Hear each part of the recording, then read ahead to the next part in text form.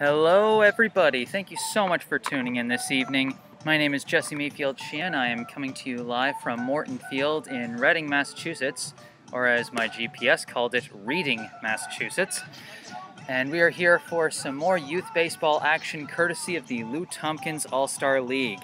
Today's matchup pits Brookline against Reading's Red Squad, better known as the older, more experienced of the two Reading teams in this league. So should make for quite the exciting matchup.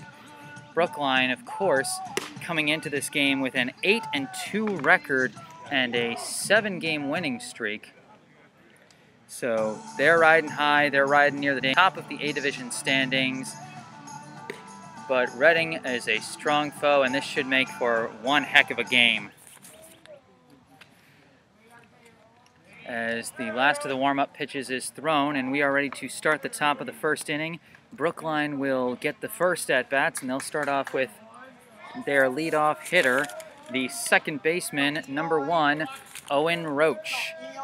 He'll be facing off against the pitcher for Reading, that's Connor Dugan.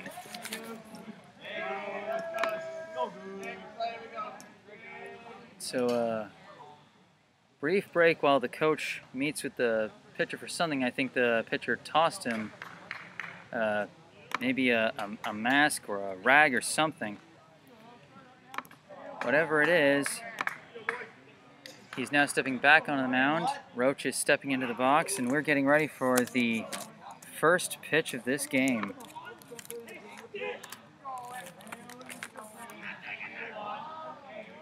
First pitch. Outside for ball 1.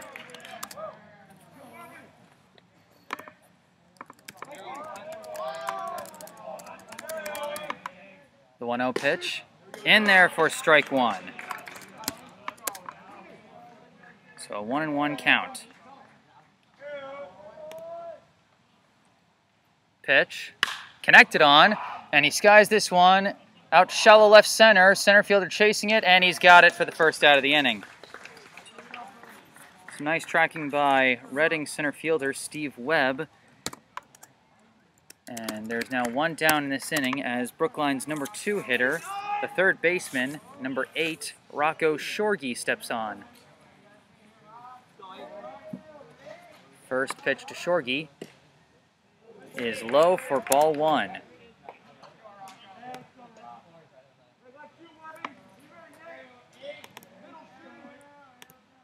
Pitch. Catches the low end of the strike zone to make it a 1-1 count.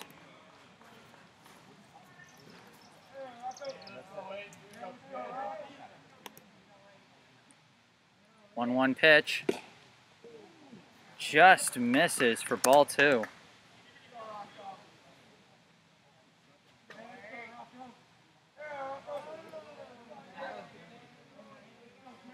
2-1 pitch. Swung on and missed. That'll be strike 2.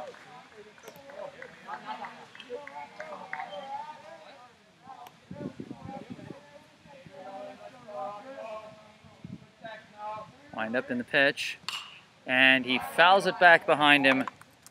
Count remains 2-2.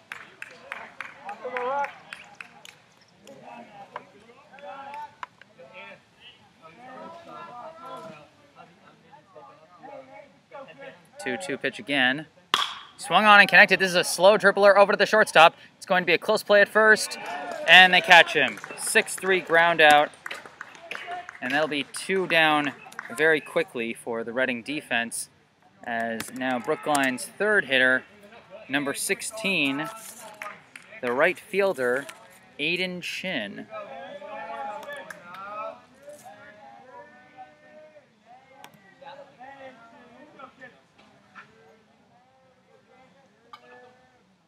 Pitch is high for ball 1. So far, through his first 3 hitters, Dugan has thrown a ball on the first pitch to each batter, but each one has ended up in and out so far. We'll see how Chin does. The pitch in there for strike 1. Following sort of a pattern here. It's always gone ball strike on the first 2 pitches of each of these at-bats.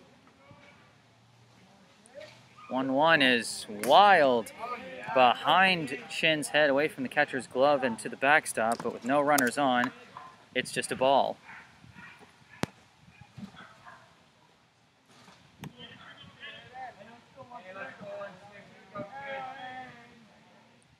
2-1. Inside for ball 3.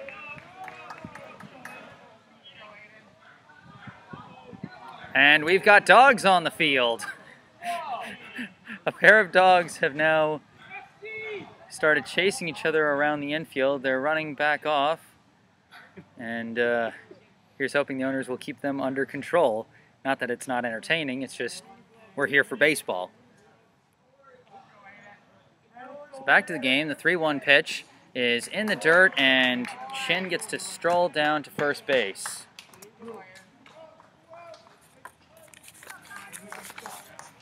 So coming up next, after he gets his shin guards off, is the catcher and cleanup hitter, number 20, Jasper Reed.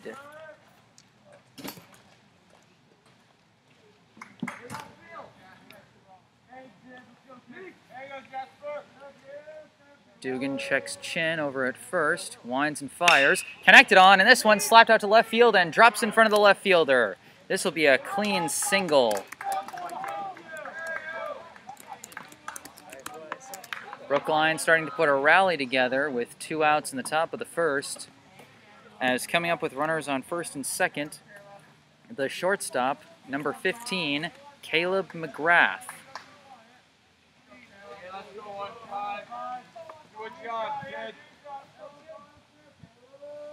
Dugan sets, checks the runner at second and fires, and it's low and away for ball 1. McGrath, of course, coming from a strong performance last week against Woburn. 2 for 3, a double, a steal, a run scored, and 2 RBI. 1-0 pitch, outside again, ball 2.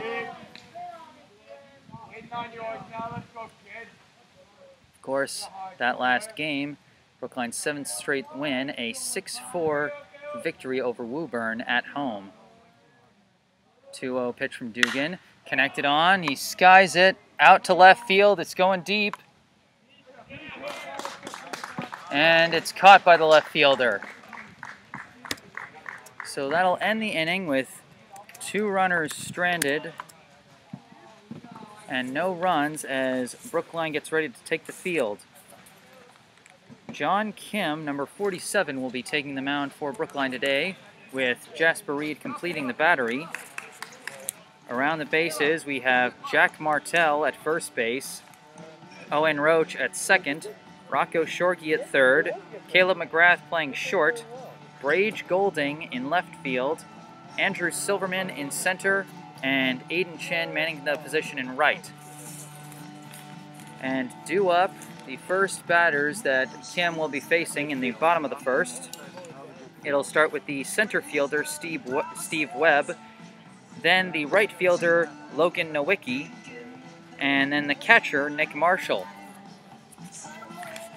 So those will be the top 3 batters coming up first for Reading.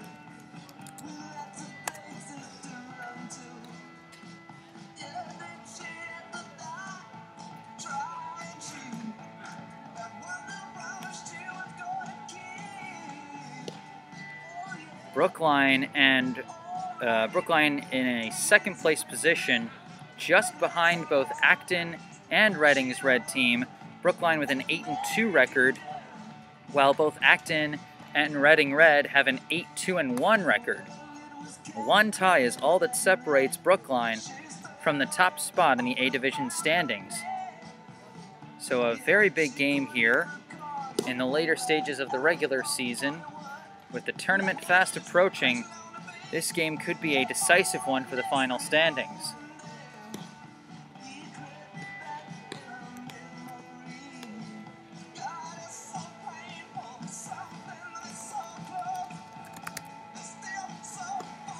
Now, the last time these 2 teams met, it came down to the wire, but Reading Red just barely prevailed with a 6-5 win over Brookline.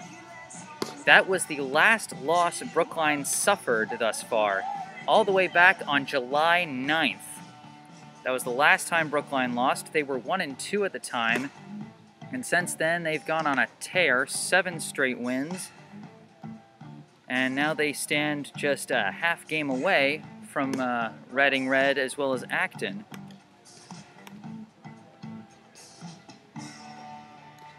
So Brookline hoping for a different result, hoping to show Reading Red that they are a different team from the one they played back in July. As stepping up to the plate will be Steve Webb, number 9, the leadoff hitter for Reading Red, and a lefty at that.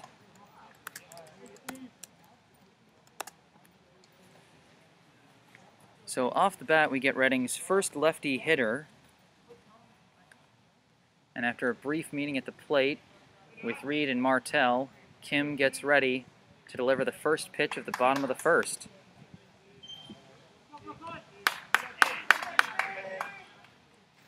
Wind up, here's the pitch. Swung on and missed, and that's strike 1.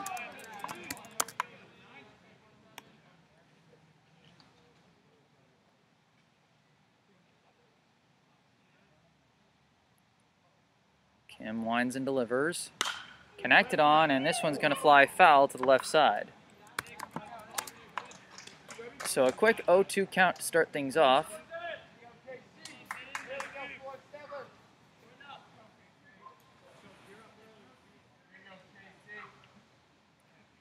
The 0-2 pitch. High and outside, ball 1.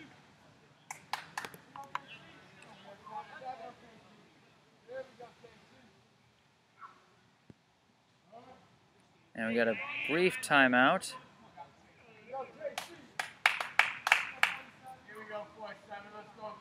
Webb steps out of the box, takes a couple warm-up swings, and then steps back in. Now the 1-2 pitch. High again for ball 2.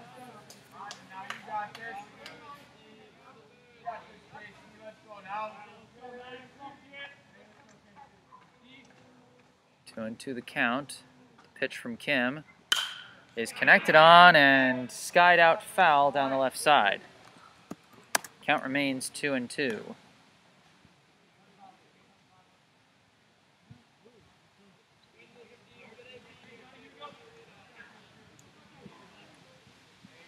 Webb takes a few warm-up swings and steps back into the box.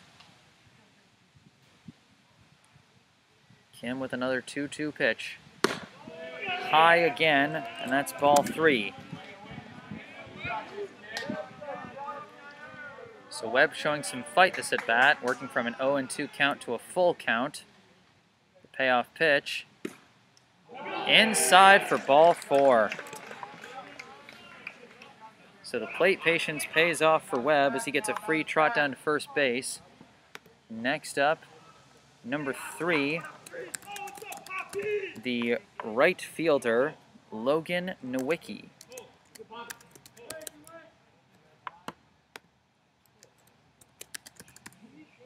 Pitch. And just high for a ball. Reed faked a throw down to first to keep Webb on his toes.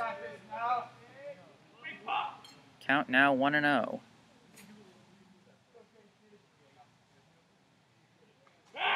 And the pickoff throw to first. Nice coverage by Jack Martell over at first to keep the ball from skipping away, but ultimately the runner jumps back safely. Kim sets, delivers, connected on. This one's going out to right field, and it just drops in front of the right fielder. The throw to second is not in time, and we've got a single. So 2 quick base runners for Reading Red, and is now stepping up the catcher, number 4, Nick Marshall. Another lefty hitter.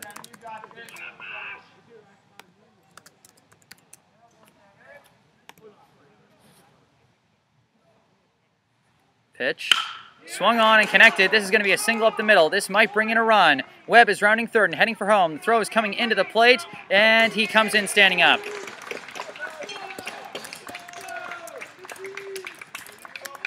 So Reading strikes first and takes the 1-0 lead over Brookline.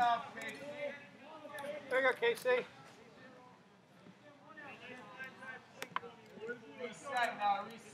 Now coming up, the cleanup hitter, number 14, Cole Tully.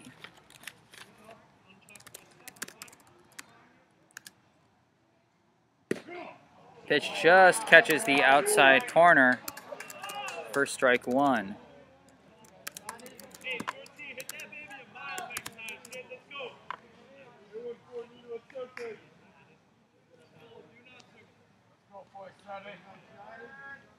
Kim sets. Checks the runner back at second. Winds and delivers. This one is fouled behind the backstop.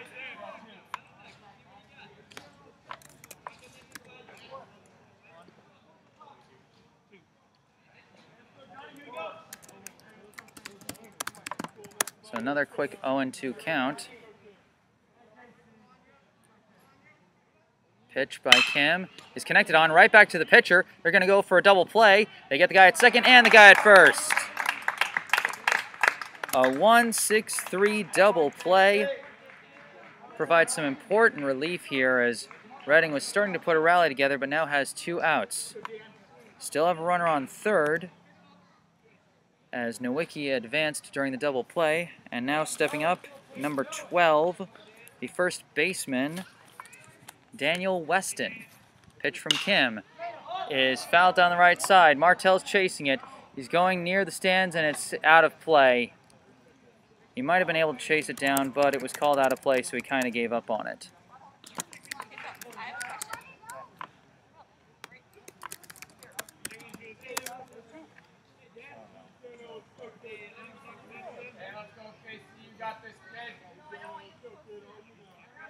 Kim nods for the pitch, sets and steps off.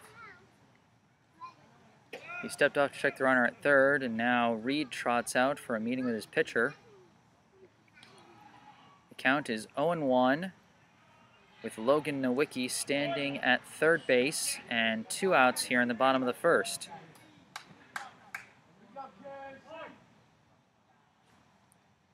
Kim sets. Winds and fires. Low for ball 1.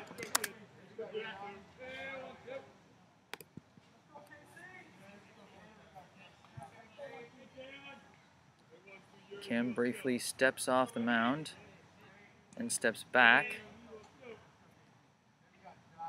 And he steps off again.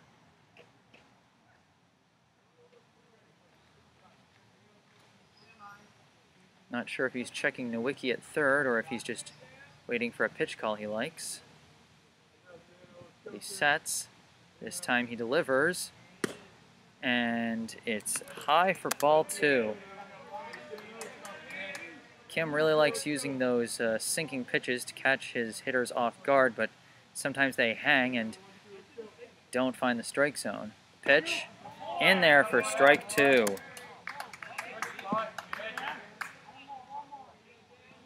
So 2-2 count now.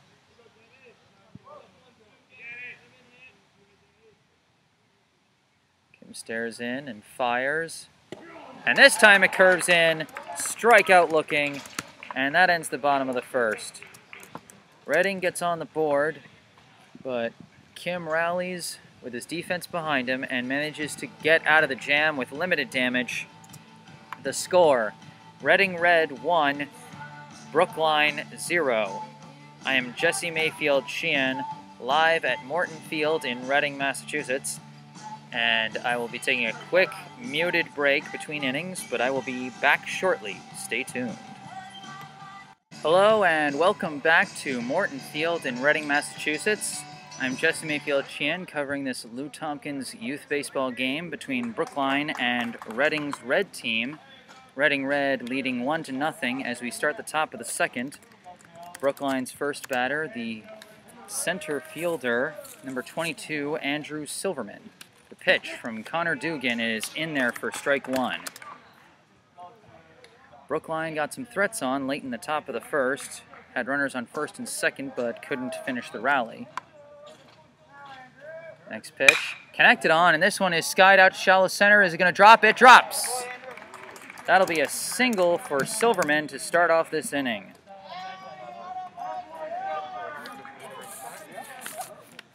And now coming up, the extra hitter, number 50, Ramsey Annis.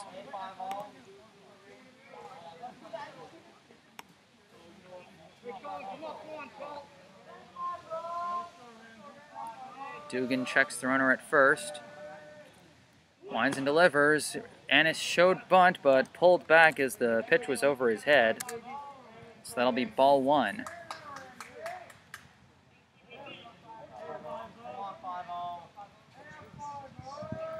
Dugan checks Silverman at first. Now he sets and throws back to first, but Silverman's back easily.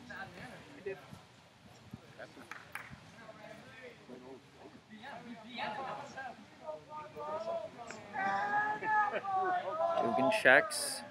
Now he sets and delivers inside for ball two.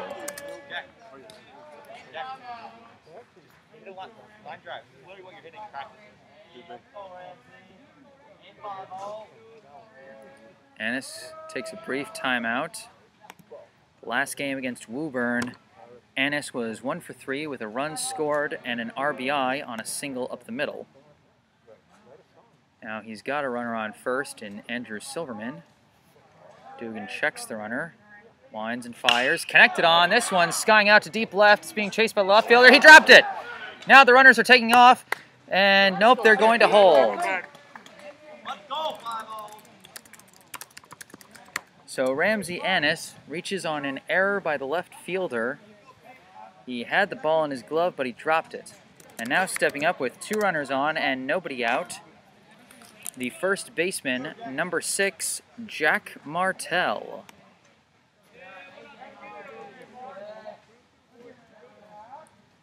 Wind up in the pitch. In there for strike one.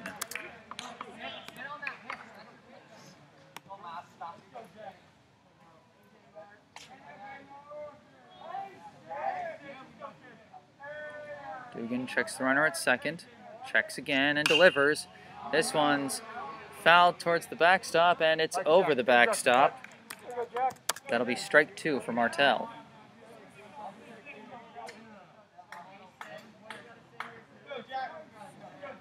Rip him, bud. Relax.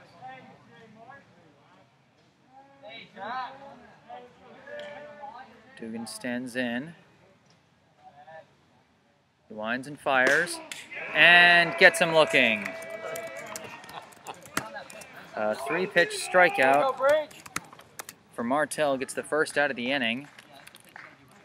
And now standing in is Brookline's lone lefty in the starting lineup, the left fielder, number 11, Brage Golding.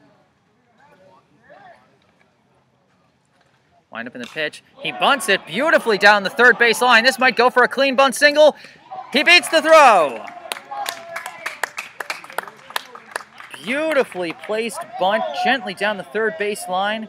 Pitcher tried to chase it down and throw him out, but beautifully placed, beautifully run, and the bases are now loaded for the pitcher, John Kim, hoping to add to his own cause.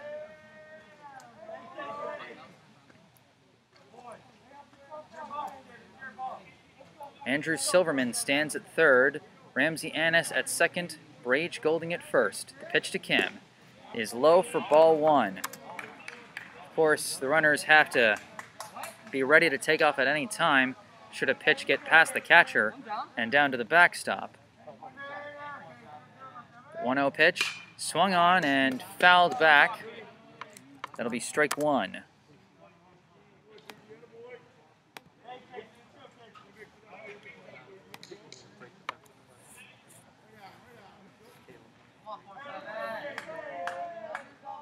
The 1-1 pitch from Dugan. Inside for ball two.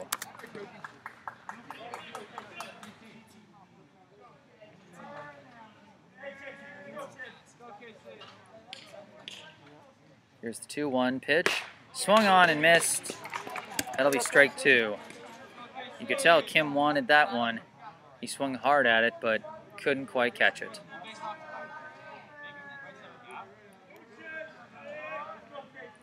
Dugan with the 2-2 pitch.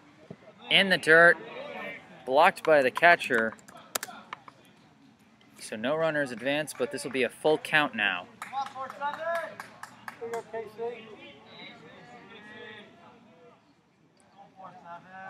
Bases loaded, 1 out, full count. The pitch. Swung on and connected. This is going to be a grounder over to first, juggled by the first baseman, and he's just going to take the runner at first himself. And Silverman will come home with Brookline's tying run.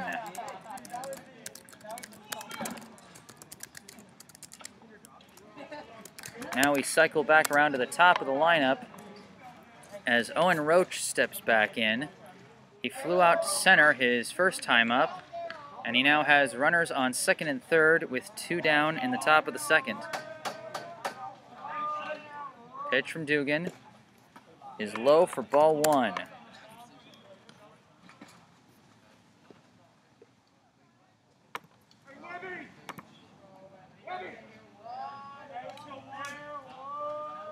Coach shouts out to Steve Webb in center field to shift slightly as Roach fouls the next pitch to the backstop. A smart defensive adjustment to move the center fielder slightly towards left field. It paid off well in Roach's last at-bat as he flew out to left center, but the center fielder tracked it down well. He now faces a 1-1 count. Dugan with the pitch. And that one's fouled off down the right side. That'll be strike 2.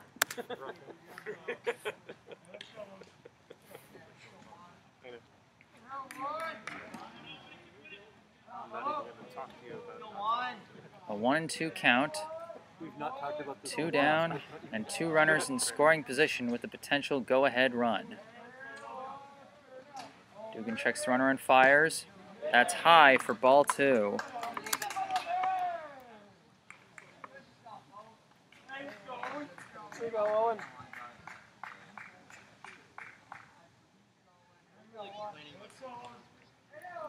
Dugan delivers, and it's tipped back to the backstop, and Roach remains alive with the same 2-2 count.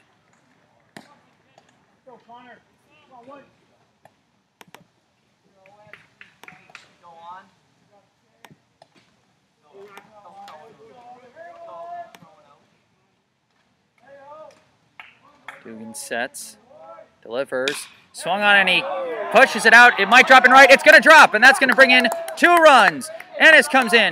Brage Golding slides in.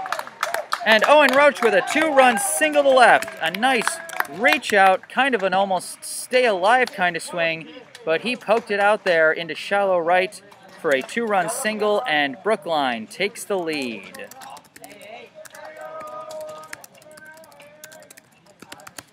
So the score is now 3-1 as Rocco Shorgy steps in.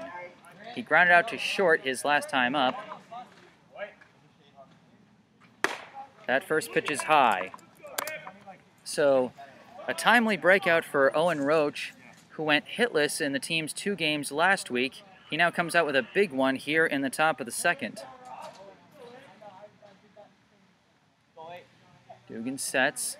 Throws. It's connected on. It's a grounder back to the shortstop, and it looks like it's going to be a 6-3 again, and it is. So Shorgy grounds out to the shortstop for the second straight time, and he ends the top of the second, but not before Brookline is able to do some significant damage. The inning started off with a single to center by Andrew Silverman.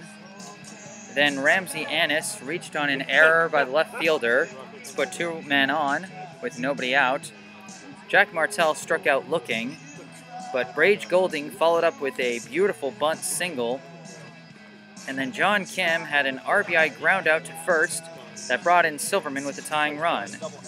And then it was Owen Roach who came up with the big 2-out single to right to drive in Annis and Golding and give Brookline a 3-1 lead.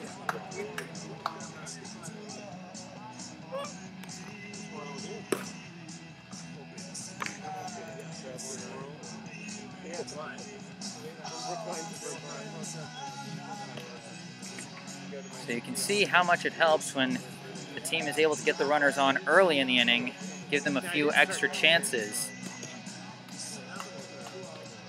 It was the same thing that happened with Reading in their rally, as they got 2 men on with nobody out, and were immediately able to score a run.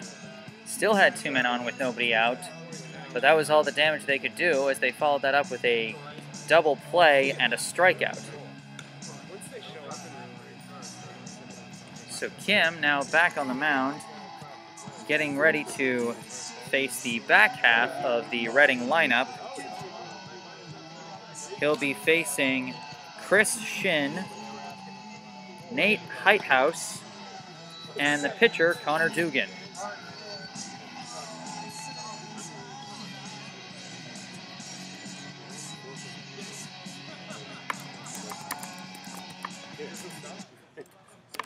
So the first batter will be number 11, the shortstop, Chris Shin.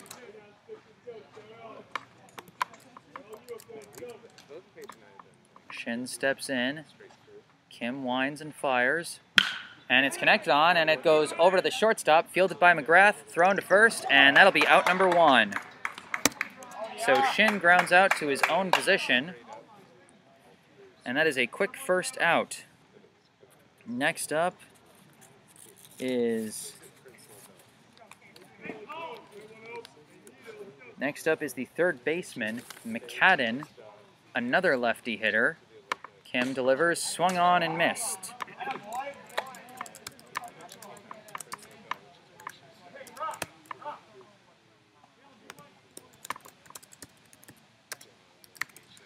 The 0-1 pitch, swung on and missed again. Kim gets a big lead early in the count.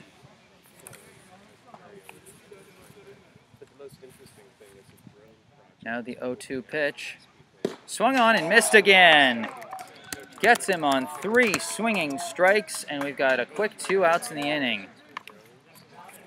Next one up is the second baseman, number 38, Nate Heithouse.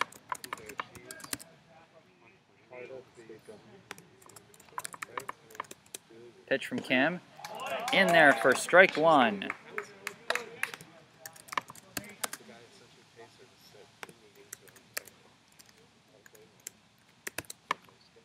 Now the pitch. Curves just high. Didn't quite dip in time, and that'll be ball 1. Now the 1-1. Swung on and connected. Over to first, but it's a foul ball. Just bounced to the right of the bag. Martell was there, ready to field it for the unassisted out. But instead, it'll be a 1-2 count.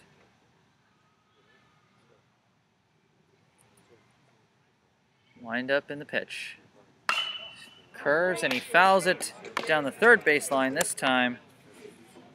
Count remains 1-2.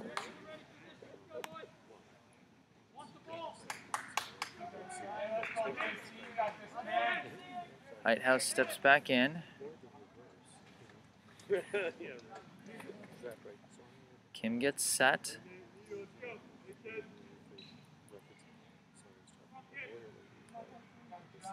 Winds. Here comes the pitch. And he got him swinging on a high pitch. Strike 3 and the inning ends. Fooled him with the high heat well out of the strike zone, but Heithouse swung anyway. And Kim responds to his team's offensive comeback with a nice 1-2-3 inning. The score after 2 is Brookline 3, Reading Red 1. I am Jesse Mayfield Sheehan, live from Morton Field in Reading, Massachusetts. I'll be back after a quick break. Stay tuned. Hello and welcome back to Morton Field in Reading, Massachusetts. I'm Jesse Mayfield Sheehan, live with some Lou Tompkins baseball action. Brookline now coming back to the plate with a 3-1 lead over Reading Red in the top of the third. Aiden Shin steps in as the first batter. First pitch from Connor Dugan is outside for ball 1. His last time up, Aiden Shin worked a 5-pitch walk. And this time he gets a 1-1 count after a second pitch strike from Dugan. Chin was able to advance to second on a single to left by Jasper Reed, but got no further in the top of the first inning. 1-1 pitch is in the dirt for ball 2.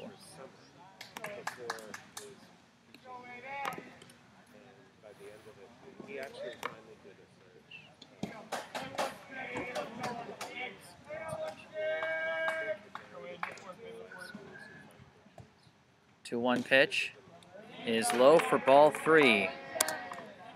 Feeling a bit of deja vu here. Ball, strike, ball, ball, the exact order that he faced in his first at-bat. Dugan delivers, and it's a grounder this time, fielded by the shortstop, thrown over to first, and that'll be the first out of the inning.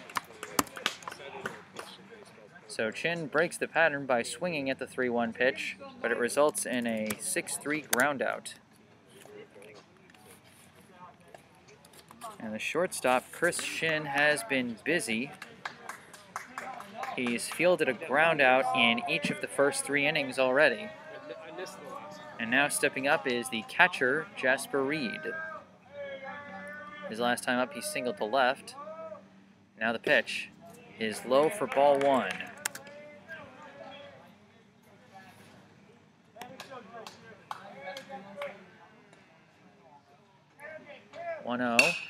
He connects on this one, skies it out to right field. Right fielder's chasing it, and he can't catch up to it. This one's going to go for extra bases as Reed rounds first and heads for second. They throw it back into the infield, and Reed slides almost unnecessarily as he gets the double out to deep right. Not sure if the right fielder just misjudged the distance on that, but he couldn't get himself in a good position to make the grab. So now with a runner on second, Caleb McGrath steps in. First pitch is low for ball 1. His last time up, McGrath flew out to left field to end the top of the first. He'll be hoping to get a runner home this time, or at least advance him. Pitch, swung on and connected. This one's going to fly over the second baseman's head into center field. Reed is holding at first as McGrath holds at first. No, the ball skips away and McGrath trots down to second. So score that one, a single to center, and then an advance to second on an error. So runners on second and third for the man who started the rally last inning, and that's Andrew Silverman. He singled to center to lead off the top of the second. He now has runners on second and third with 1 out. The pitch, swung on and connected. This one skied out to left. Left fielder chasing it back. He can't catch up to it. This is going to bring in 1. It might bring in 2. McGrath is rounding third. He's headed in for home. The throw is not going to make it in time, and that's a 2-run double for Andrew Silverman. There you go, Andrew. Reed scores and McGrath scores as Brookline extends their lead to 5-1 off the bat of Andrew Silverman, who is having himself quite the game. Now stepping in is Ramsey Annis. Pitch is high for ball 1. His last time up, Annis reached on an error in left and later came in to score what was at the time the go-ahead run. Pitch is in the dirt for ball 2. Silverman dancing off of second, waiting for a ball to get past the catcher so that he can take off for third. But Nick Marshall has done a pretty good job of blocking the ball thus far from behind the plate. 2-0 pitch is in there for strike 1.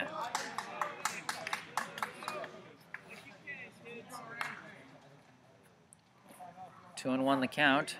Runner at second and 1 out here in the top of the third. Pitch from Dugan is high for ball 3.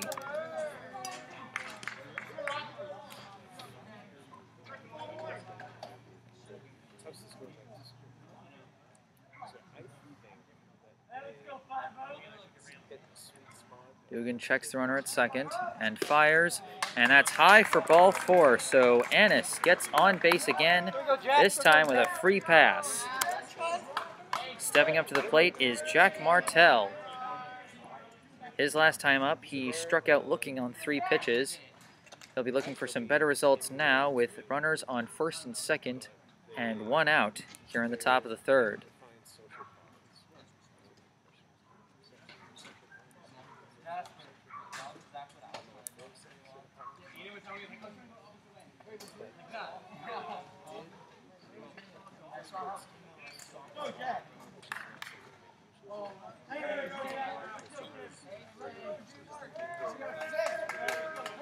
Martell stands in after a brief meeting at the mound. He shows bunt and he fouls this one back. Just got a bit under it, and that'll be an 0-1 count.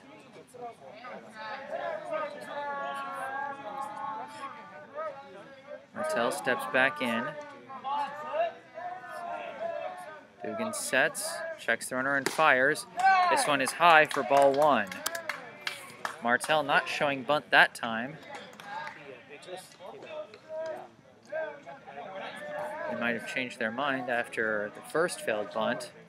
Either way, the count is now 1-1. Dugan checks the runner and fires. This one's low for ball 2.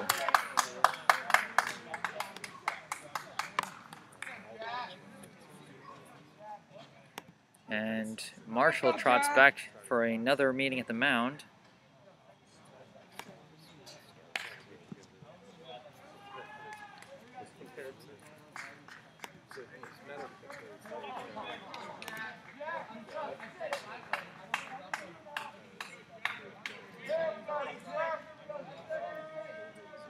Dugan sets back up, the 2-1 pitch. Swung on and skied by Martell. This one's going out to shallow right center, and the center fielder gets under it.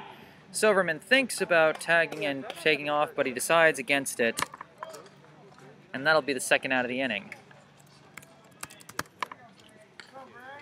Rage Golding, the lefty, comes up to the plate. His last time up, he laid down a beautifully placed bunt down the third base line for a clean infield single. He's now got 2 outs and 2 men on. Pitch from Dugan. Swung on, and he skies this one. Shortstop and second baseman both looking at it, and the shortstop catches it. So the top of the 3rd ends, but not before the Brookline offense is able to expand their lead to 5-1. Inning went as follows. Aiden Chin led off with a ground out to short. Jasper Reed hit what could easily be scored at double out to deep right, even though it bounced off the right fielder's glove, as it was a difficult chase for the right fielder. So whether it's a double or an error, that's up to the statisticians.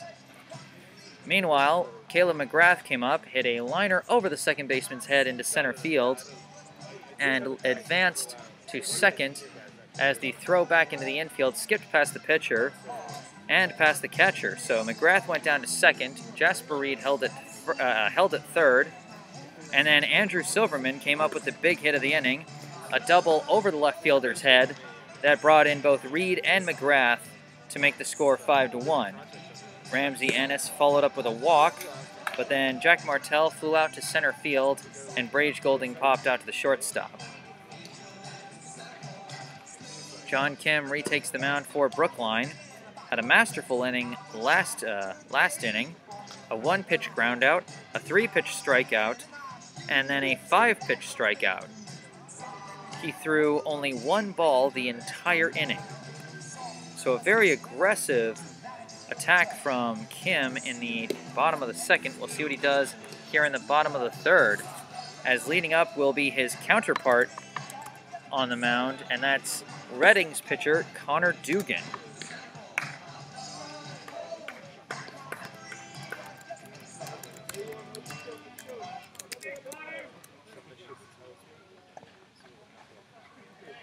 So after the last of the warm-ups, Connor Dugan, number 1, the pitcher, steps up to the box. First pitch from Kim. Swung on and connects on it. It's a grounder. It's going to get through, not through the right gap. And the throw from second base goes over the pitcher's head. And it's skipping all the way along the backstop. And the runner gets easily down to second. So Connor Dugan stands at second.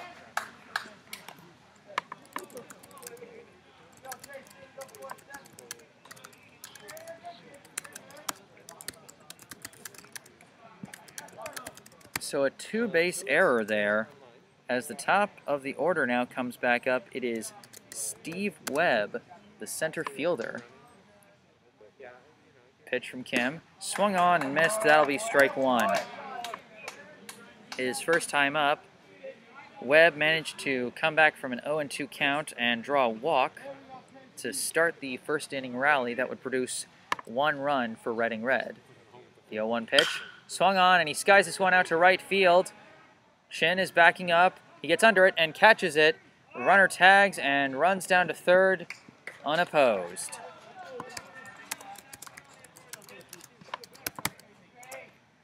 So Dugan advances to third as now Logan Nowicki steps in with a runner on third and 1 down. In the first inning, Nowicki singled to right to help get the rally going for Reading. Now the pitch. Swung on and connected. This is grounded over to short. Juggled by McGrath. Recovers, throws. And it looks like he made it in time. And Dugan comes in to score.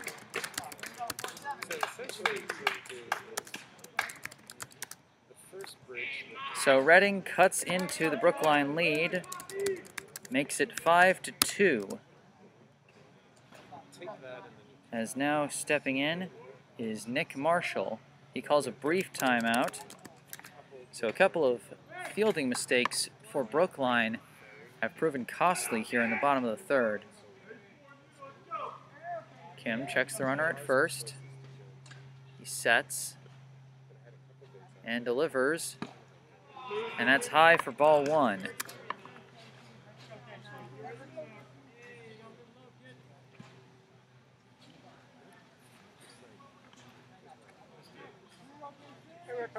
One and 0 count. Kim throws back to first. Nowicki gets back easily.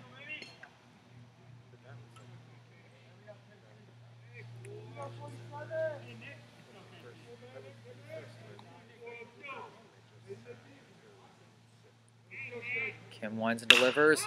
Swung on and fouled down the right side. That'll be strike 1. Marshall just a bit out in front of that pitch. He got some good contact, but early contact, and fouled it off.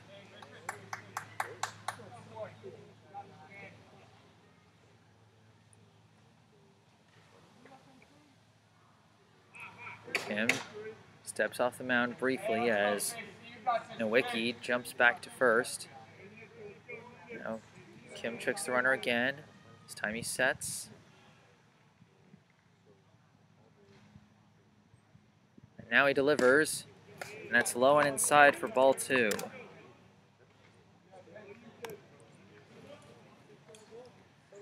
Two and 1, now the count. Hey, let's go, Casey. You got this now. Live it low. Let's go now. Kim sets, delivers, dips just a bit low, and that's ball 3. Here we go, Casey.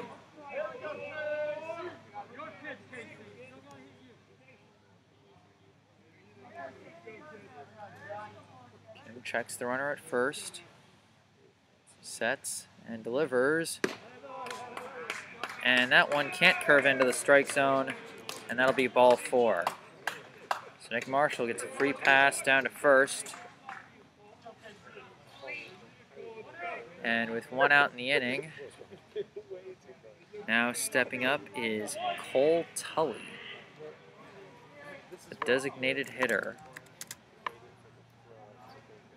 Kim checks the runner at second, delivers. And we got a slow roller over to first. Martell throws down to second. And they get the runner at second, but nothing more. So Tully grounds into a fielder's choice. And Marshall is out at second. So now they have runners at the corners with 2 down for number 12, Daniel Weston. His last time up, Weston struck out looking to end Reading's first inning rally. Pitch from Kim. Swung on and fouled behind the backstop. Strike 1.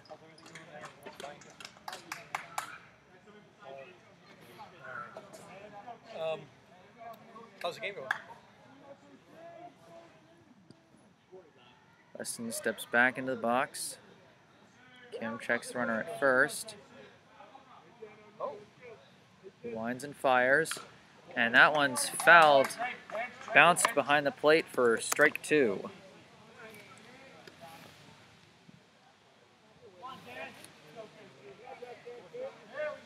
Third inning.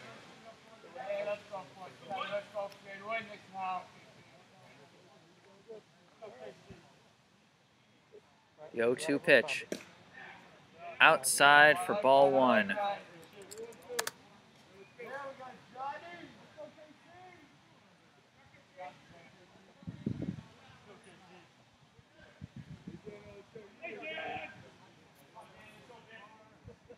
Kim with the 1-2. And gets it in there for strike 3. Weston strikes out looking to end another inning. And after 3, the score is Brookline 5, Reading 2. So a couple of fielding mistakes proved costly for Brookline in that one, but they're still able to minimize the damage and hold Reading to a single run. I am Jesse Mayfield Sheehan, live from Morton Field in Reading, Massachusetts, and I'll be back after a brief break. Don't go away. Hello and welcome back to Morton Field in Reading, Massachusetts. I'm Jesse Mayfield Sheehan with this youth baseball game between Brookline and Reading's red team. And as we start the top of the 4th, we've got a pitching change for Reading. Nate Heithouse, number 38, takes the spot of Connor Dugan, the starting pitcher. His first pitch to John Kim is high for ball 1. Heithouse, originally the second baseman, now on the mound as he delivers his second pitch, and it's in there for a strike. As it appears, Heithouse is a sidearm thrower. You don't see too many of those. And here's the pitch. That one's inside for ball 2. Might not be exactly sidearm, but definitely a very different delivery motion from Heithouse. Pitch. No, he definitely is using sidearm on at least some of these pitches. There's no question about that, as John Kim now faces a 2-2 count. Pitch. Fouled into the catcher's glove. That's strike 3. Now coming up is Owen Roach as we start back with the top of the Brookline lineup. Roach, of course, with the big go-ahead hit with 2 outs in the top of the 2nd. A bloop single to right that brought in Ramsey Ennis and Brage Golding. Pitch from Heithouse is low and in the dirt for ball 1.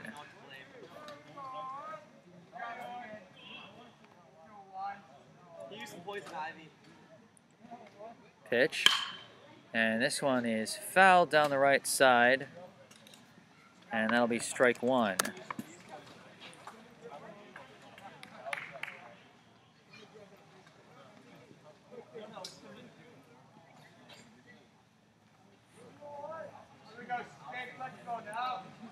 The 1-1 pitch. Swung on and connected. This one's a grounder past the third baseman and into left field.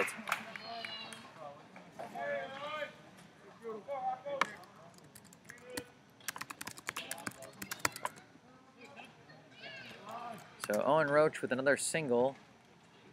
And we got a brief timeout as Brookline coaches, as the Brookline coach talks with Rocco Shorgy. Coming up for his third at bat. He's 0 for 2 with 2 groundouts to the shortstop. He now steps in with 1 out and a runner on first. Heithouse checks the runner at first and delivers, and it's in there for strike 1.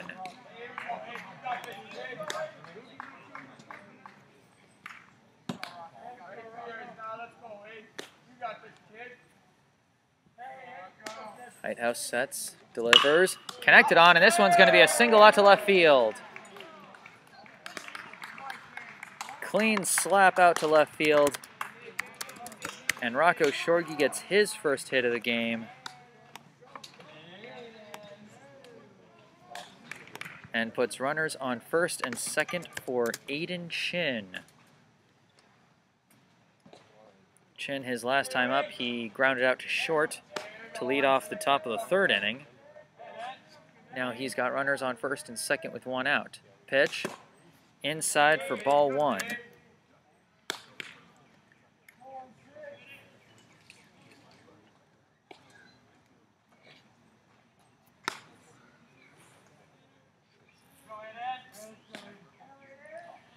Wind up in the pitch is in there for strike one. So a 1-1 count. Here we go, 1-6. Let's go, kid. Stuck on the pond now. Let's go, 1-6. Heighthouse sets, winds and delivers, and this one is fouled back down the right side for strike two.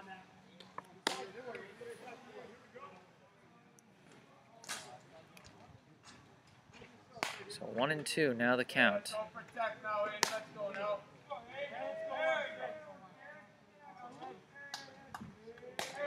Heighthouse checks the runner and delivers. It's connected on. This one's flying out to right. Is the right fielder going to catch it? He catches it. Just a little too much air on that one. And that'll be the second out of the inning. So with 2 down and 2 men on, cleanup hitter Jasper Reed comes to the plate.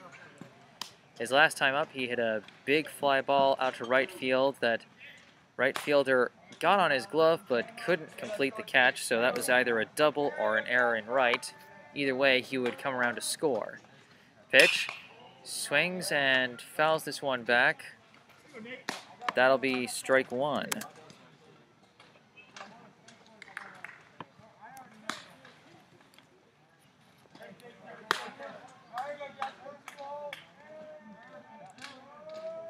Heighthouse sets, delivers, and that hit him in the foot.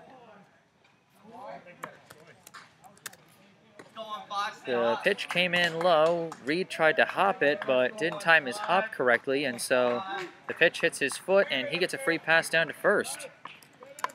So with the bases loaded and 2 down, up comes Caleb McGrath. Heighthouse delivers. It's low for ball one. His last time up, McGrath hit a single to center over a leaping second baseman's glove and then advanced to second on the error. Pitch, low and away, ball two.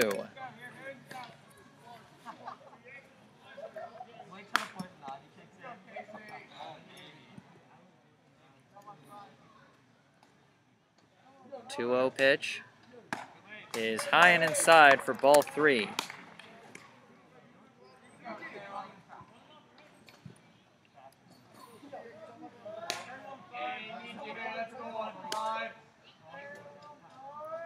(3-0) pitch is down Broadway for strike one. McGrath didn't even make an attempt at it.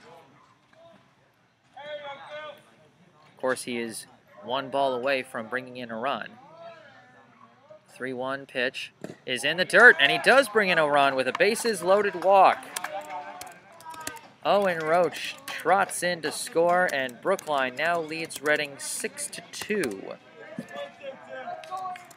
Now coming up is Andrew Silverman. His last time up, he had a big double to deep left to drive in 2. Now the pitch, and he swings and misses for strike one.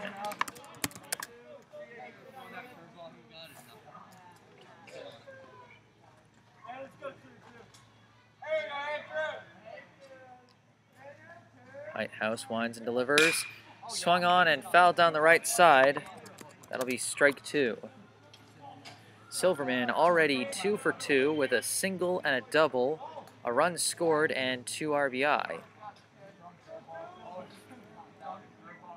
So he's having himself an impressive day so far, but now faces an 0-2 count. The pitch. Oh, that one was close, but it's called a ball. You could hear that the Reading dugout did not like that call. But the count is now 1-2. Pitch And this time it hits the zone, strike 3. So the top of the 4th ends. Brookline able to add a little bit to their lead. Put it back out to a 4-run difference. And the inning started out with John Kim striking out swinging. Owen Roach followed it up with a single past the 3rd baseman. Rocco Shorgy slapped a single out to left to put runners on 1st and 2nd. Aiden Shin lined out to right. Jasper Reed was hit by a pitch to load the bases. Caleb McGrath drew a 5-pitch walk to bring in Roach. And then Andrew Silverman struck out looking to end the top of the 4th. John Kim takes the mound again in the bottom of the 4th with a 4-run lead. Fielding mistakes were the name of the game in the bottom of the 3rd for Brookline, as a throwing error by Roach at 2nd allowed the leadoff hitter Dugan to reach base and advance to 2nd. And then 2 batters later, Logan Nowicki hit what should have been an RBI groundout, but a bad hop bounced off of McGrath's chest over at shortstop. He was able to recover and try and make a throw, but couldn't make it in time, as Nowicki reached on the error and Dugan came in to score. But Brookline was able to limit the damage once again, despite the threat from Reading, and keep them to another single-run inning. So the defense has had its gaps here and there, but ultimately they've done a good job of limiting the damage, while at the same time taking advantage of their own offensive opportunities for big runs here and there. As they have scored in each of the past 3 innings, 3 runs in the 2nd, 2 in the 3rd, and 1 in the top half of this inning. So the warm-up pitches come to an end, and now stepping in is number 11, Chris Shin. His last time up, he grounded out to the shortstop to lead off a 1-2-3 bottom of the 2nd. Pitch from Kim. Curves in, and he skies it out to right center. Aiden Shin getting under it. Can of corn for the first out.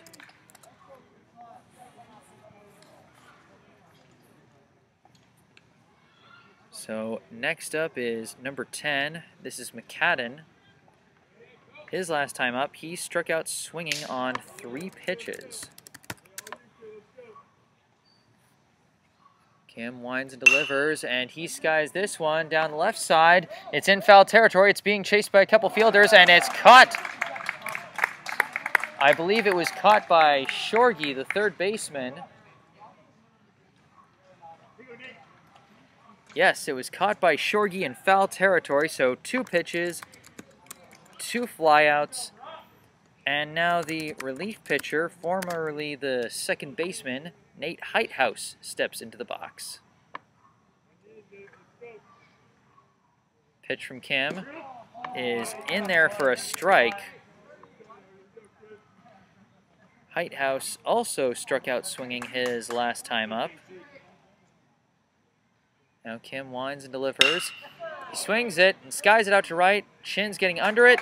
Another can of corn, and that's another 1-2-3 inning. Something about these even-numbered innings for John Kim is he's put the Reading batters down in order in both of those innings while giving up a run in all the odd-numbered innings. So some numerology weirdness here out in Reading, Massachusetts. And we'll be taking a quick break. Current score, Brookline 6, Reading Red 2. I'm Jesse Mayfield Sheehan. Don't go away. Hello and welcome back to Morton Field in Reading, Massachusetts. We start the top of the 5th of this youth baseball game between Brookline and Reading. And the first pitch from Reading Reds' Nate Heithouse is inside to Brookline's Ramsey Annis. Second pitch is connected on, and that's a grounder through the right gap. That's going to be a clean single for Annis. And he gets the inning started right with a base hit. And now we have a substitution at first base and at this spot in the batting order. Eli Rothman comes in, replacing Jack Martell. Heithaus checks the runner at first, delivers. It's outside for ball one.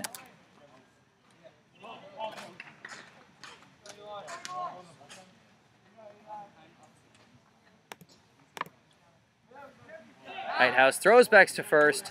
Annis dives and is back safely.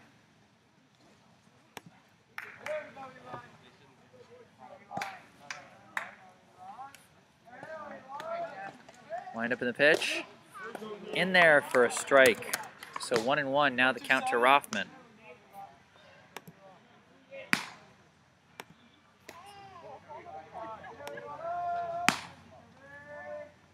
Pitch. Swung on and missed. That'll be strike two. So 1-2 the count. Nobody out. Runner at first here in the top of the fifth. Heithaus checks the runner, throws back, but Annis dives back safely again. Heithaus throwing low on these pickoff attempts, hoping to give his first baseman an easy chance to tag him out, but it always leaves the risk of it bouncing weird and skipping away and perhaps giving him a free pass to second base. The pitch, skied by Rothman, down the right field line. It looks like he's going to be in foul territory, a diving attempt.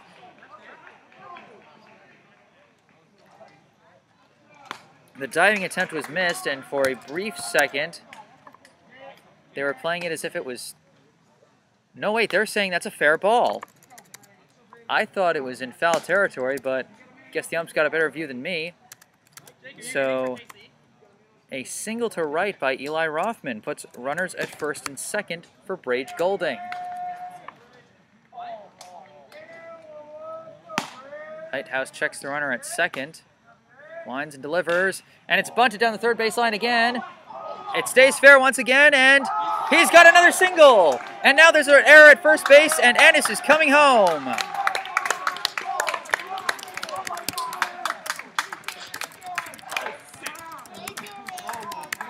Brage Golding, the bunt master today, with two beautiful taps down the third base line that stayed fair.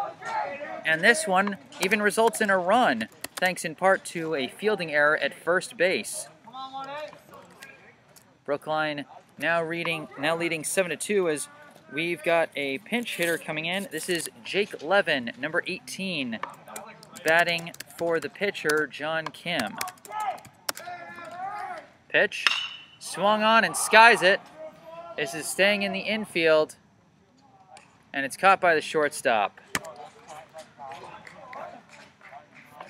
So we're back to the top of the order with runners on first and second and one out, and Owen Roach steps in.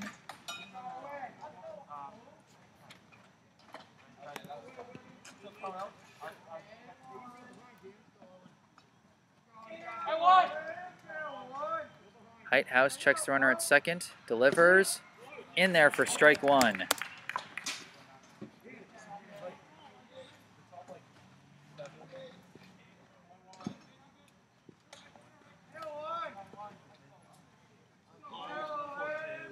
Heithaus nods at the pitch, checks the runner, and we've got a time call as Roach steps out of the box for a second, then steps back in. Eli Rothman at second, Brage Golding at first. Heithaus throws back to second, but not in time. Rothman gets back easily. Noticeably, his pickoff throw to second was actually quite high. Second baseman had to leap for it, whereas his throws to first were all low. That sidearm motion just creates all kinds of interesting scenarios as he delivers the pitch, and it's fouled to the backstop by Roach. That'll be strike two.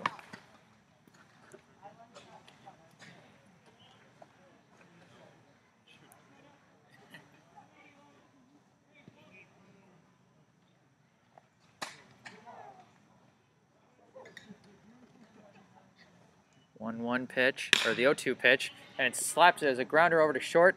They get the guy at second. They can't get the guy at first, and that'll be a fielder's choice. So Golding is out at second as Rothman moves to third.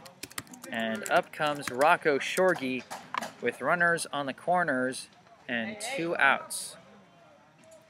And his team leading 7-2. His last time up, he slapped a single to left. Now the pitch is high for ball 1.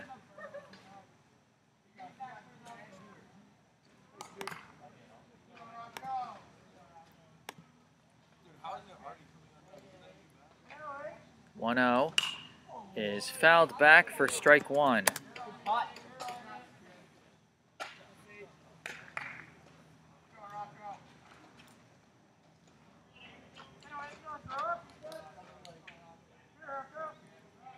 So 1-1 count.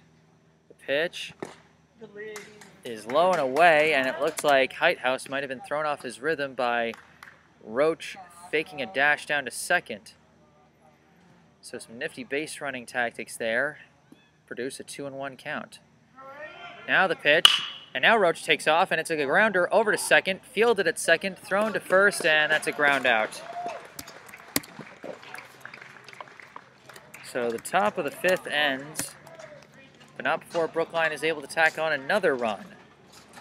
The inning went as such. Ramsey Annis hit a single through the right gap to start things off. Eli Rothman hit a fly ball down the right field line that I thought was going to drop foul, but dropped in fair territory, and a sprawling out right fielder could not bring in the ball, putting runners at first and second.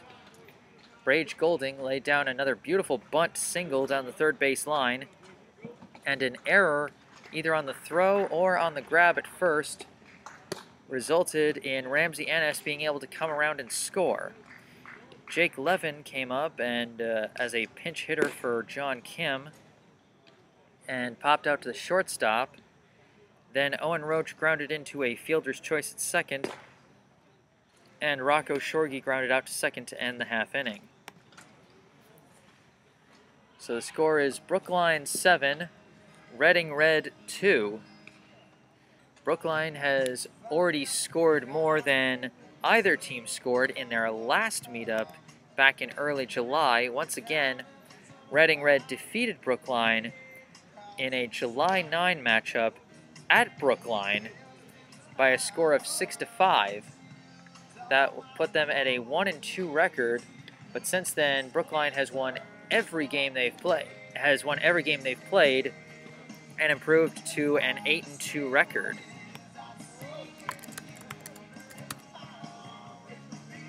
By comparison, Reading Red was 3-0 after their win over Brookline, and now stands at 8-2-1 as Connor Dugan steps in to start the bottom of the 5th. Kim with the pitch. Low and inside, ball 1. His last time up, Connor Dugan hit a nice grounder in the right gap, but it was fielded by Owen Roach at second. As the pitch comes in and catches the inside corner for strike 2. Dugan's grounder was fielded, but an error on the throw by Roach allowed him to reach safely and trot down to second.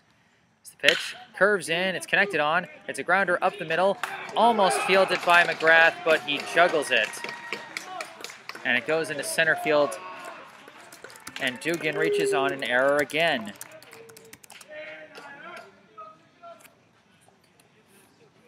It might have been a close play at first, had McGrath been able to field it, but he had chased it down, and it got past his glove. So Connor Dugan reaches on an error, and Steve Webb comes back up to the plate. The pitch swung on and connected. This one is going to be fielded by Roach, and he gets the lead runner out at second.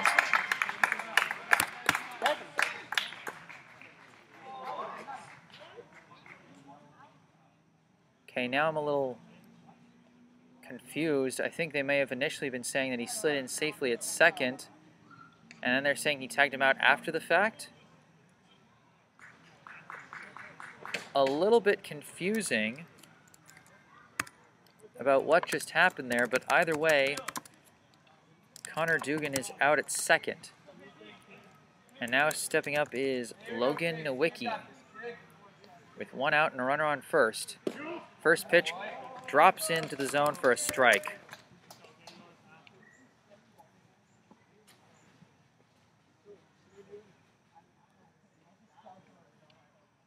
Kim sets the 0-1 pitch in the dirt, and it skips away from Reed. And that'll be a free pass to second for Webb.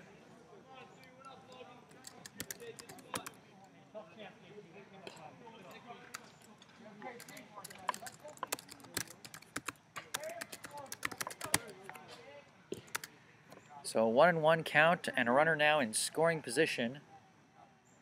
Kim sets, checks the runner, and delivers. This one curves into the zone again, and it goes over the leaping grab of Oroch, and it's a single into center, and the runners hold at the corners. Clean contact by Nowicki results in a single over the leaping glove of Owen Roach. Nick Marshall getting ready to step into the box as we've got a meeting at the mound with the catcher Reed and the coach coming out to meet with him. Other members of the infield coming into the mound to meet.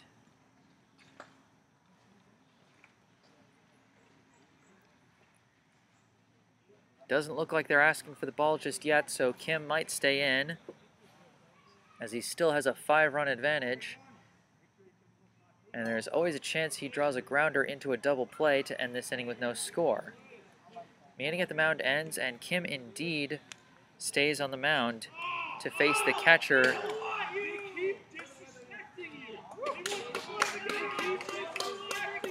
And we've got an intentional walk. So they give Marshall the free pass to first to load the bases and put the force everywhere for Cole Tully. Pitch from Kim. In there for strike one. Tully has grounded out has hit a grounder in each of his 2 at-bats. The last one, a fielder's choice, and the one before that, a double play. This one is a grounder down the first base line, and it's foul. So a quick 0-2 count to Tully, who is 0 for 2 with a fielder's choice and a double play. The 0-2 pitch from Kim. Swung on and again grounded to the right side for a foul ball. He stays alive as Kim got him chasing on a low pitch, but he fouls it off and the count remains 0-2. Tully steps out of the box for a second.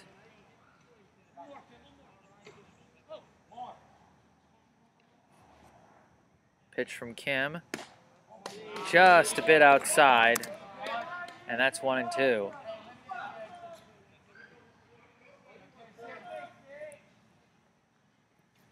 The 1-2 pitch. Swung on and missed. Strike 3, and that's out number 2.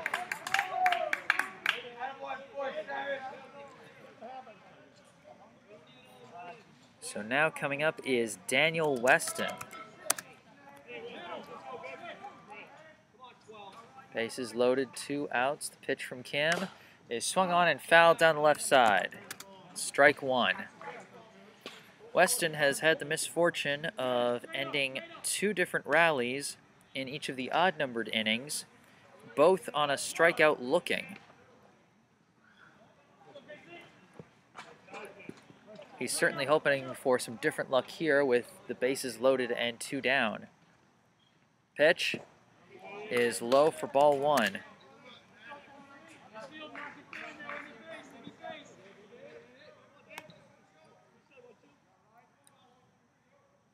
Pitch from Kim is low, and it skips away from the catcher, but it skips right onto the third base line, so stroke of luck for Brookline as none of the runners can advance with a weirdly placed hop like that.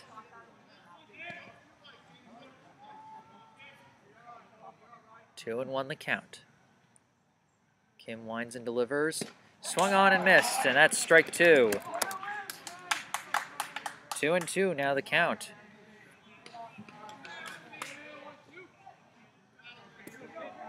Brookline 1 strike away from getting out of this jam. Wind up in the pitch. In there, and another strikeout looking. Weston chucks his batting helmet in frustration. And can't say I much blame his frustration there.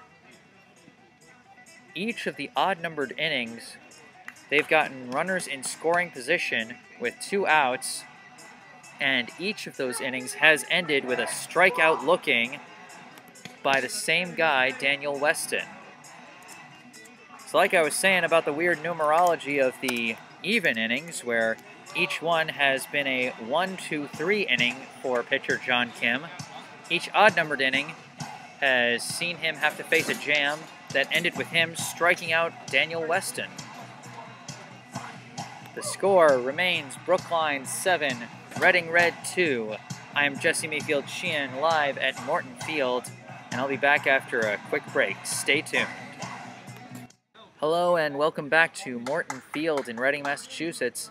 I'm still Jesse Mayfield Sheehan, coming to you live with this youth baseball game between Brookline and Reading Red. Brookline with a 7-2 lead as we start the top of the 6th, and it's Aiden Chin leading off for Brookline. And the first pitch from relief pitcher Nate Heithaus is outside for ball 1. Now the 1-0 pitch, outside again for ball 2.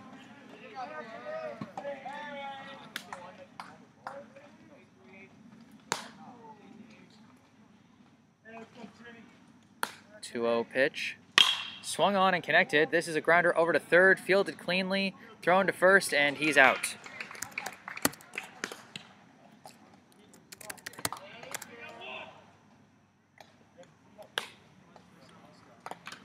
So 1 out in the inning as Jasper Reed comes up.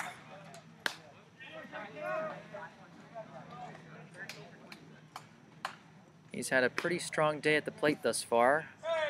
2 for 2 with a single, a double, a run scored, and a hit by pitch as he swings this one and delivers it deep out to left center. Outfielders chasing it, and it's caught by the center fielder. Some nice contact, just a little too much air under it. If it had dropped a little sooner, that might have gone for extra bases. But as it is out number 2 as Caleb McGrath steps in. His last time up, McGrath drew a bases-loaded walk that drove in Owen Roach for Brookline's 6th run. The first pitch in is a strike.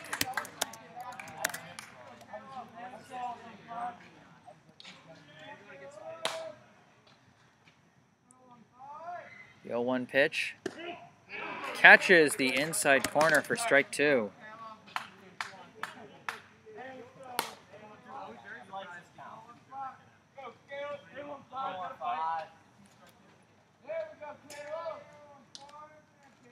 Now the 0-2 pitch, just low for ball 1. Gutsy move by McGrath, not going on that pitch. Just below the border of the strike zone, and we've got a 1-2 count.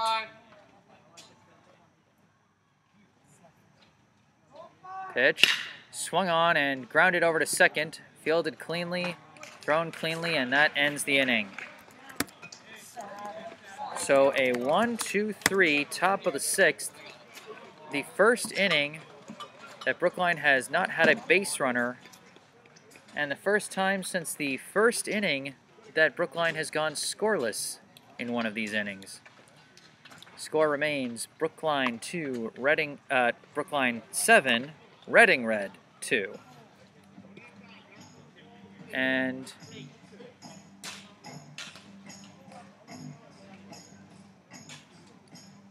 John Kim looks like he's going to return to the mound.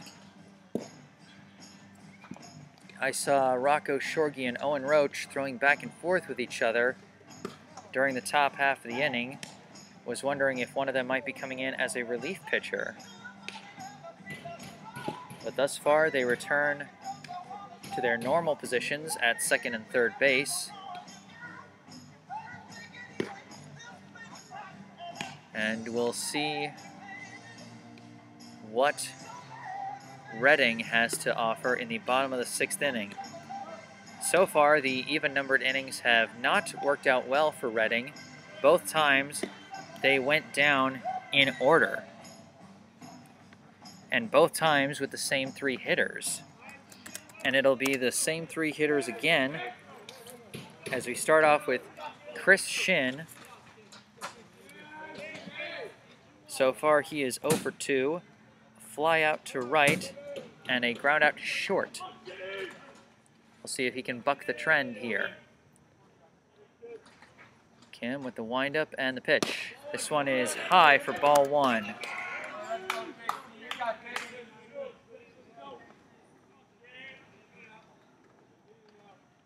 Now the 1-0 pitch. Oh, caught him, fooled him on the dipping pitch. Might have been a changeup or a slider, but it dropped off the table and he caught Shin swinging. 1-1. This one dips into the strike zone and Shin skies it out to right. Another can of corn for Chin out in right field, and that'll be the first out of the inning. So Shin cannot quite buck the trend. And now it's Cullen McCadden coming up to the plate. I didn't have his full name before, but I have it now. First pitch in there for a strike. McCadden, the lefty hitting third baseman, also 0 for 2 thus far. The 0-1 pitch from Kim. He swings and skies that out. That's going deep to right field. Chin is chasing it back. I don't know if he'll be able to catch it. He can't catch it. He does manage to grab it off one hop and throw it into the infield. And McCadden is going down to third. And he gets to third easily. Cullen McCadden with a big triple to deep right to buck the 1-2-3 trend of the even-numbered innings.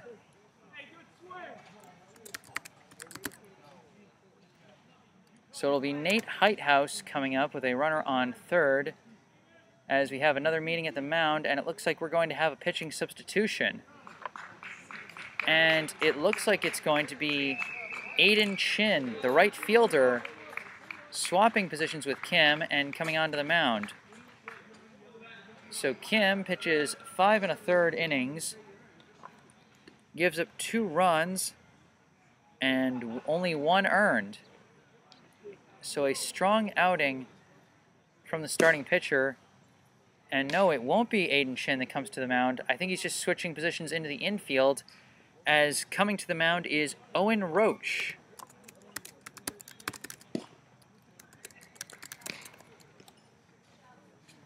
So Roach takes over with a runner on third and 1 out in the bottom of the 6th with his team leading 7-2.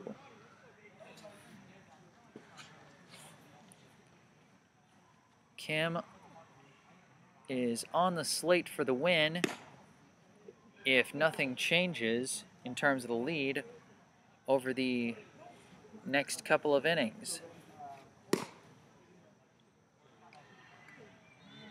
A big game here for both teams as they battle for supremacy at the top of the A Division standings. Of course, Acton also in a tie for first place currently with Reading Red, despite having lost to Reading Red 8-1. So Reading currently holding the top spot in the A Division with an 8-2-1 record.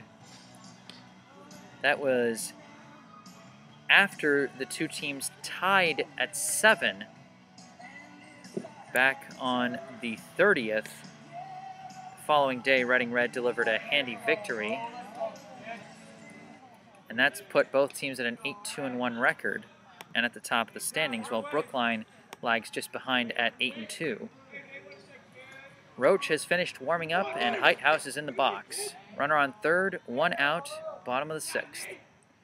Roach with his first pitch, and it's high, and Heithouse has to duck, and it's ball 1.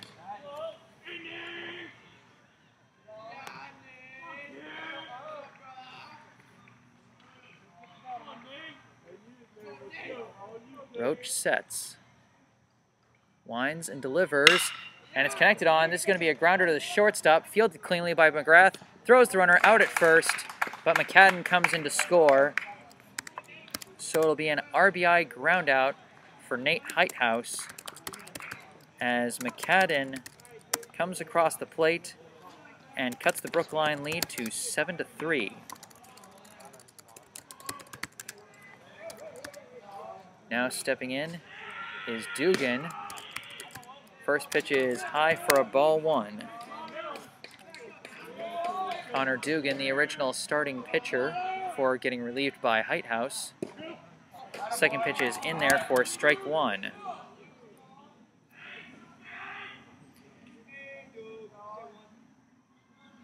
Dugan has reached on an error each of his past two at-bats. And this time he hits a grounder over to third base. This time it's fielded cleanly, thrown cleanly, caught cleanly. 5-3 ground out to third base, and that ends the inning.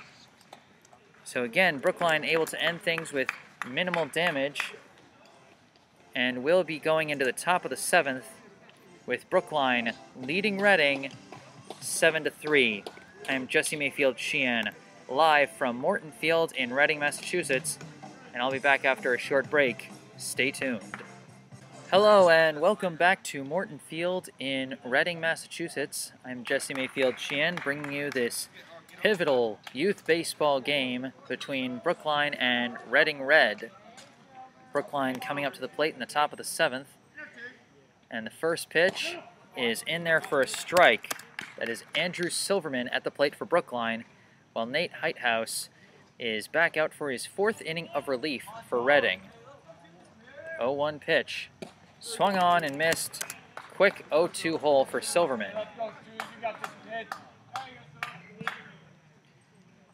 His last time up, Silverman struck out looking to end the top of the 4th. He now faces an 0-2 count as the next pitch is in the dirt for ball one. Of course, before that inning-ending strikeout, Silverman has been having a monster of a game. A single and coming around to score, and then a 2-run double. This pitch swung on and missed, and that'll be strike 3. So 1 down in the inning, and Ramsey Annis comes to the plate. His last time up, he led off the top of the 5th with a single through the right gap and came through to score his 2nd run of the game. Pitch in there for strike 1. The back half of the lineup for Brookline has been putting in work this game, delivering a bunch of crucial runs. And next pitch is in for strike 2, so an 0-2 count to Annis.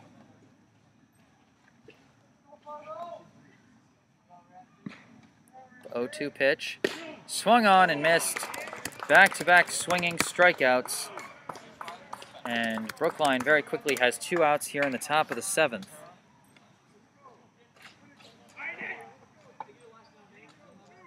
Eli Rothman, who came in as a substitution for Jack Martell at first base, takes the first pitch for a strike.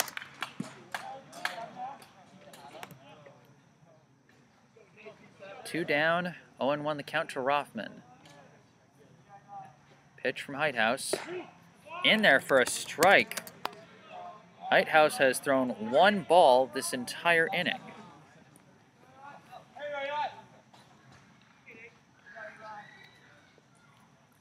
Heithouse with the 0-2 pitch. Swung on and missed.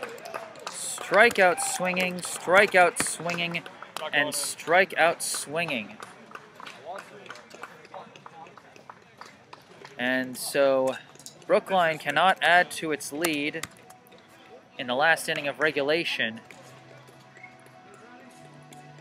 And Owen Roach will be taking the mound, his 2nd inning of relief, as he came in for starting pitcher John Kim and delivered the last 2 outs of the bottom of the 6th.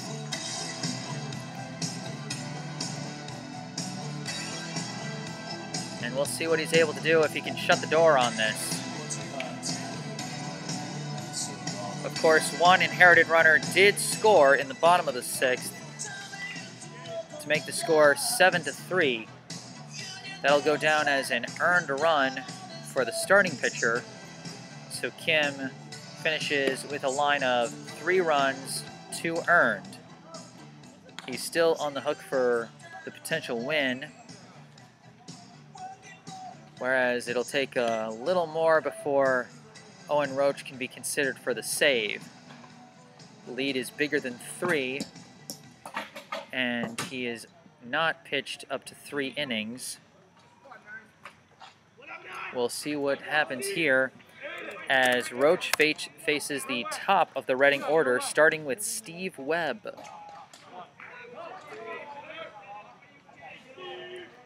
Roach with his first pitch. It's in the dirt for ball 1.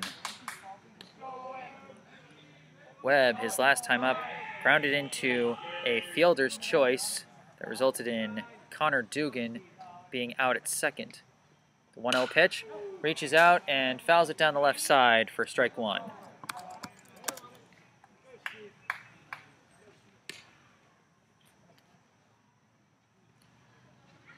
Before that, Webb flew out to right, advancing Dugan from second to third in the 3rd inning, and led off the 1st inning with a walk. Next pitch is in there for a strike. So 1-2, now the count. Wind up in the pitch. He reaches out and pops it up, and McGrath nonchalantly walks under the pop-up and catches it for out number 1. Now up is Logan Nowicki. He's been dangerous at times. He had a single to center in the bottom of the 5th. Now stepping in with 1 out and nobody on. First pitch is outside for ball 1.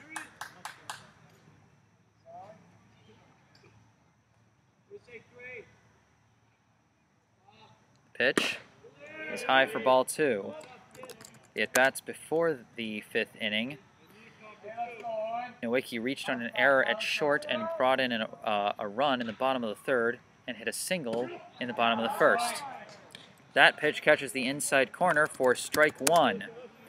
It's 2-1 the count to a batter that has yet to get out this inning, this game, I should say. Next pitch is high for ball 1. So what I mean to say is Nowicki has reached base safely in each one of his plate appearances thus far. The 3-1 pitch from Roach is low for ball 4, and the streak continues for Nowicki as he trots down to first with a free pass. Now coming up is Nick Marshall, the catcher.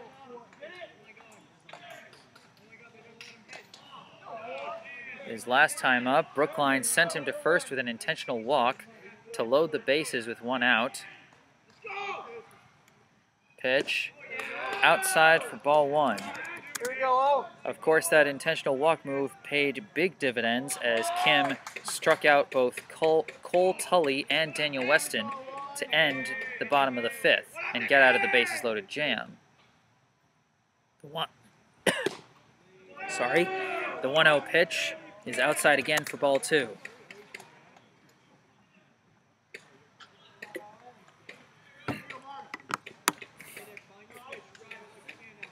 Two and 0 the count. Runner at first, 1 out. Pitch from Roach, inside for ball 3. Here we go, Owen.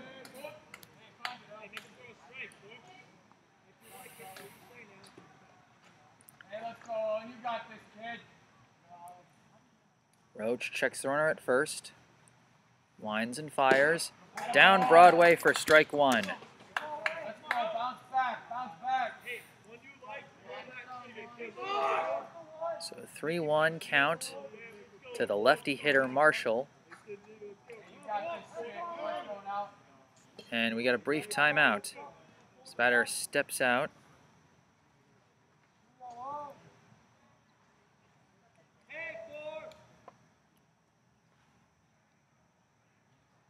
Roach sets the pitch.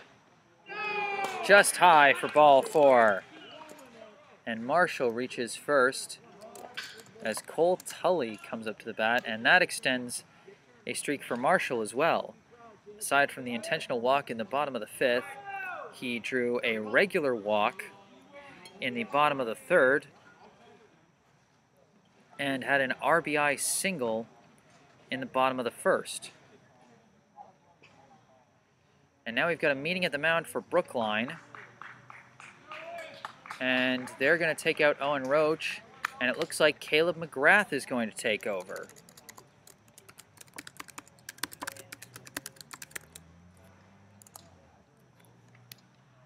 McGrath has closed out games for Brookline before. We'll see what he's able to do in this outing. His team currently leading by 4 runs.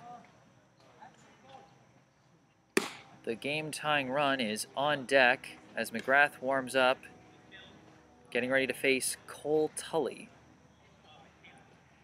Tully thus far is 0 for 3. He grounded into a 1-6-3 double play in the bottom of the 1st. In the bottom of the 3rd, he grounded into a fielder's choice that resulted in Nick Marshall being out at 2nd. And then in the bottom of the 5th, he struck out swinging for the 2nd out of the bottom of the 5th inning.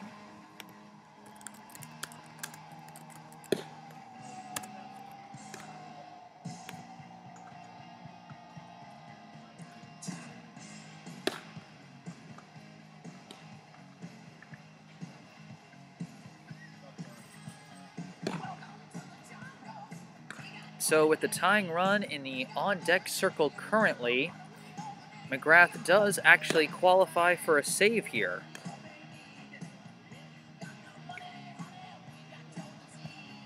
As there are runners on 1st and 2nd in this 4-run ball game. So by the definition, Caleb McGrath could come out of this game with a save. But first, he'll need to take care of 2 more batters. Cole Tully steps in. First pitch for McGrath is low for ball 1. You got this, Caleb. Let's go now. 1-0 the count. McGrath checks the runner at 2nd, checks again, winds and fires, and it's fouled to the backstop for strike 1. McGrath almost with a sidearm delivery himself, but not quite the kind of delivery we've been seeing from Heighthouse all game long. His is still, I would call it technically overhand. Pitch. Outside, ball 2.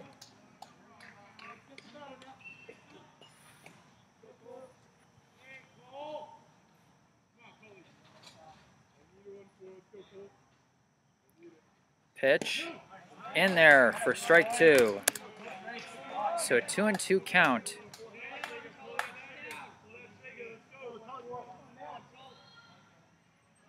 McGrath sets, checks the runner at 2nd, winds and delivers, low and away for ball 3. So a full count to Tully. He's trying to reach base for technically the 2nd time, as he had a fielder's choice ground out. Here's the pitch. Swung on and grounded. That's over to 2nd. Fielded by the 2nd baseman. Throw to short for 1, and that's all they can get. So Tully grounds into another fielder's choice. And once again, it's Marshall out at 2nd. 2 down.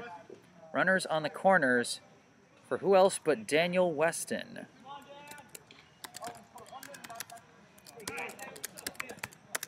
Weston has been having such a rough game so far. 0 for 3, 3 looking strikeouts, all of them with runners in scoring position. First pitch from McGrath, outside for a ball. Tully faked takeoff for 2nd.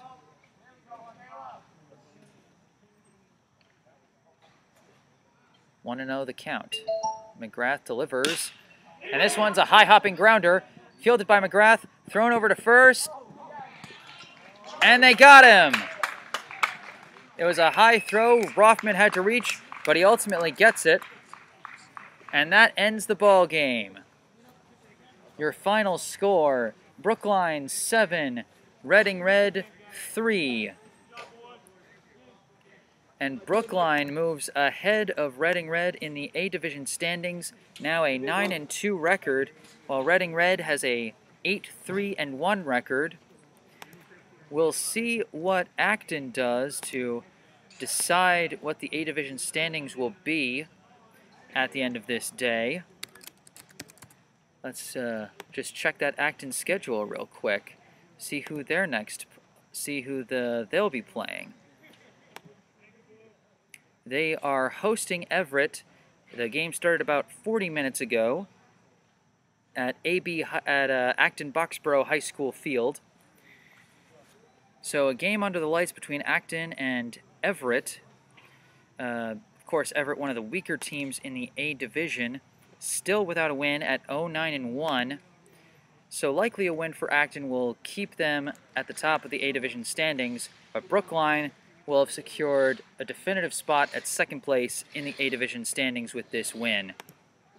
Once again, the final score 7-3, as we'll wrap up this broadcast with a quick recap of the game. Top of the first inning, Brookline was able to get 2 men on with 2 outs, a 2-out walk by Aiden Shin, and a single to left by Jasper Reed got them 2 base runners, but a fly out to left by Caleb McGrath ended the top of the first.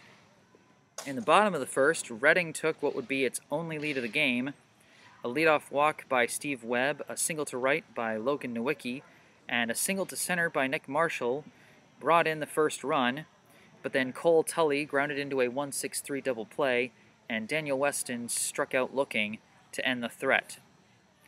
In the top of the second, Brookline got to fighting back.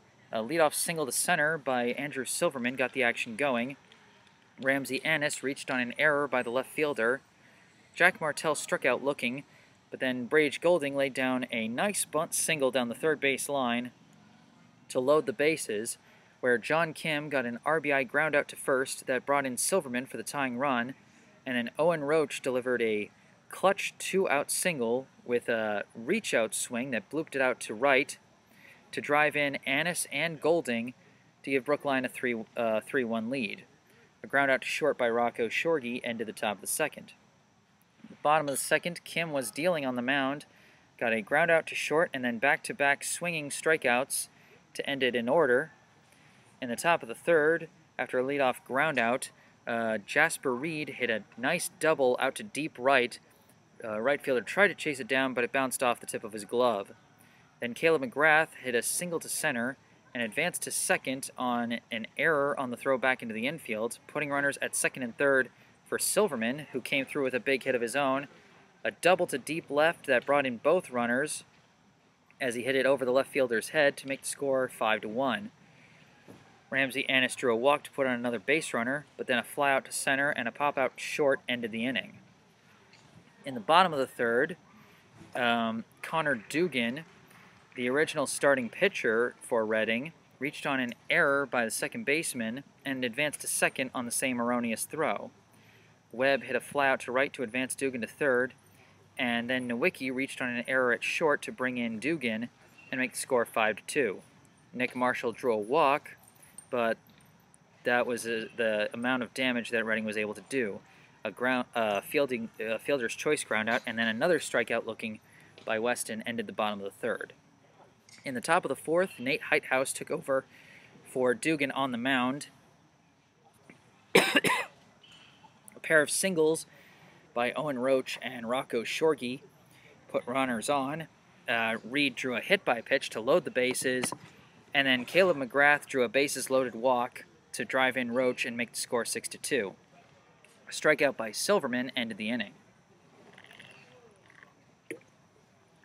In the bottom of the fourth, Kim delivered once again. Another 1-2-3 inning, this time on a trio of flyouts, right field, third base in foul territory, and right field again. Then in the top of the fifth, Annis led off with a single through the right gap. Eli Rothman followed up with a fly ball that stayed just fair and couldn't be caught by a diving right fielder for another single, putting runners at first and second. Then Brage Golding had his second bunt single of the day, and Ramsey Annis came around to score on an error at first base, making the score 7-2. That would be Brookline's last run of the game,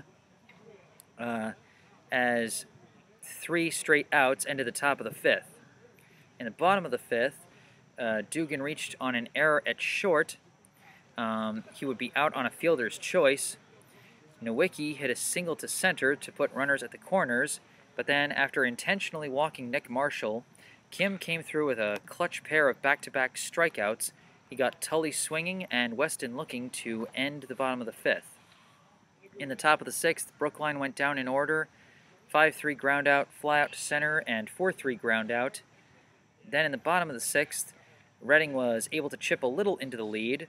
After a leadoff flyout, Cullen McCadden hit a triple over the right fielder's head, and then Owen Roach took over for Kim at the pitcher's position, gave up an RBI ground out to short by Heighthouse, and then got Dugan to ground out to third to end the bottom of the 6th.